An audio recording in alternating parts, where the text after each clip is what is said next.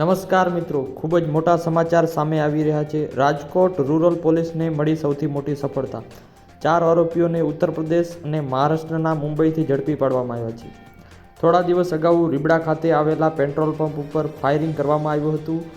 તે કેસ બાબતે ખૂબ જ મોટા સમાચાર સામે આવી રહ્યા છે કે 4 જેટલા આરોપીઓને રાજકોટ પોલીસે ઉત્તર પ્રદેશ અને મહારાષ્ટ્રના મુંબઈથી ધરપકડ કરી છે।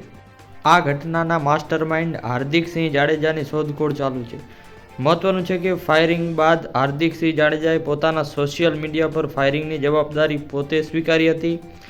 હાલ આ ઘટનાના માસ્ટરમાઇન્ડ હાર્દિકસિંહ જાડેજા ફરાર છે અને તેમની શોધખોળ પોલીસે ચાલુ કરી છે।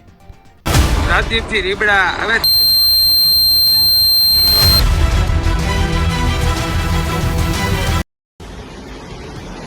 અને હાર્દિકસિંહ મારો નંબર લખી લેજે 9558 989799 9558 989799 અમારો નંબર છે। એની ટાઈમ ગમે ત્યારે ફોન કરવાની છૂટ છે।